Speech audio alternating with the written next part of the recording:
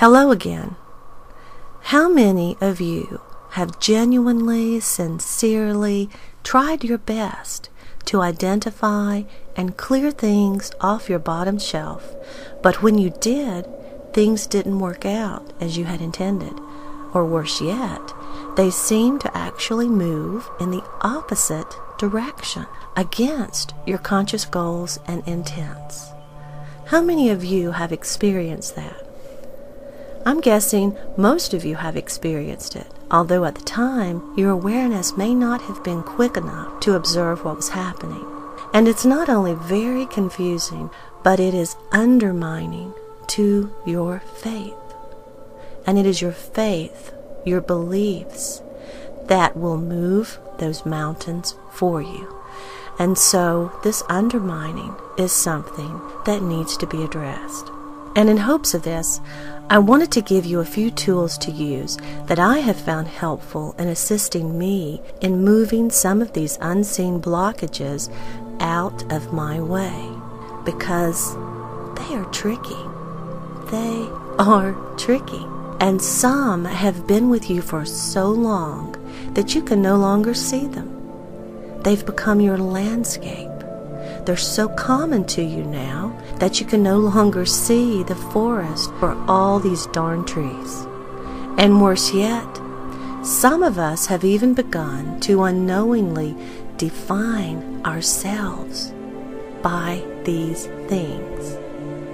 And that is something we need to reorchestrate. So, like the black and white divination stones that were given to the boy Santiago by the King of Salem in the short novel The Alchemist, and by the way, I'll place a link to where you can download that story following the same instructions as you did with my MP3 downloads, if you want to do that. So, what we're going to discuss today are also tools of divination. But what are tools of divination? If you look closely, each and every tool of divination, from dowsing to tarot cards, to crystals, to the zodiac, to palm reading, to whatever, each and every one that you can think of are actually the very same thing. And this is important for you to hear. What are all these things?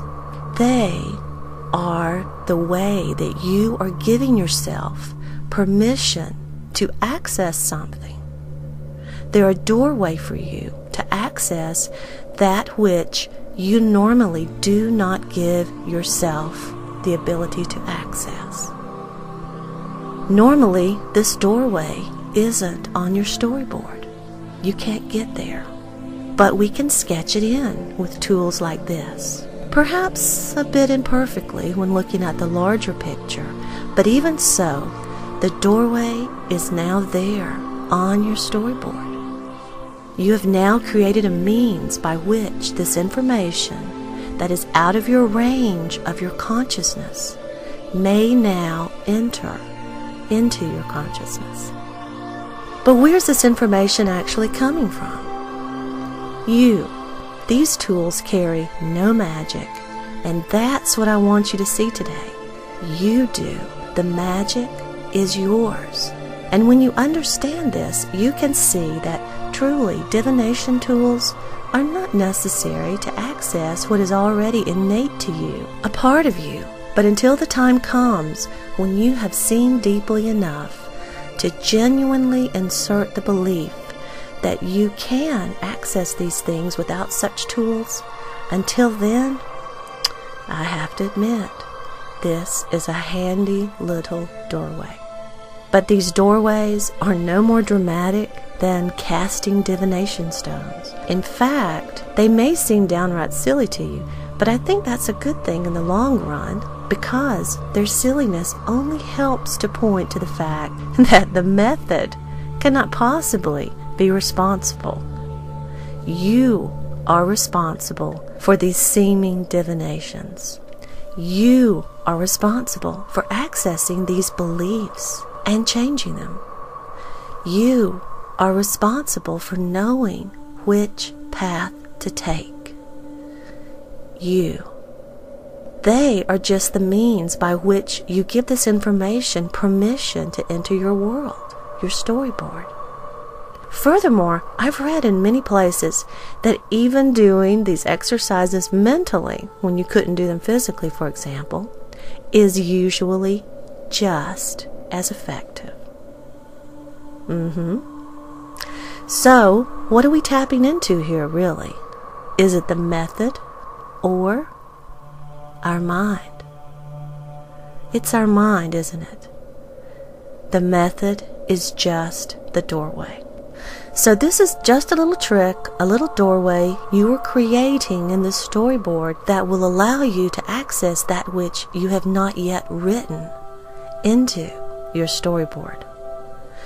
Just like Jesus spit onto the ground and made mud and applied the mud to the blind man's eyes, and he saw. It wasn't magic mud that Jesus created, but rather he created a doorway through which this miracle could now enter into the blind man's reality. Can you see this? Do you see? I hope you see. And this is why I don't disallow tools, nor do I recommend them. But I do hope that in the end you lay them aside, because the truth is you don't need them. But at this moment, perhaps some of you will find them useful to you. Now also be aware that just like everything else in your world, you have the final say up to and including tweaking these tools, projecting all sorts of things onto them and making them complicated, and in this complex and man-made structuring, eventually, potentially, moving your trajectory off course. So, if you choose to use tools, keep them clean, keep them neat, keep them very, very simple. Don't add to them, and use them sparingly, the whole while asking your sleeping self to eventually step up to the task of direct divination for you. Because eventually you will. Eventually you won't need any tools. Anyhow, it's really important to me that you see tools for what they are and assign them not a shred more of importance than they deserve. They are a sleight of hand that you are using on yourself. They are only a doorway for you, a way that you are bringing something onto your storyboard that at this time you have yet to write in. But you will. You will. And if you handle them lightly and realize that they are only revealing you to yourself, then you will begin to gain more and more footing in these matters, eventually beginning to write this into your storyboard in your own hand. And then you won't need them, because these tools only show you what you already know but cannot see clearly because of other beliefs that you currently hold as true. However, like the blind man and the spittle of Jesus, because you attribute them with this power, even lightly, this action brings you what in truth you already possess. So, if used correctly, tools can help you show you to yourself. And if used correctly, this showing will eventually create a doorway, and you will unconsciously write this access onto your storyboard. And then you won't need them anymore. And that is your goal. Not to become dependent upon them, but rather to liberate yourself permanently. Don't exchange the chain of blindness for the chain of dependency. Don't do that. So use these tools if they are useful to you, and then lay them aside when you're done. Please join me for part 2 of Doorways to the Unknown.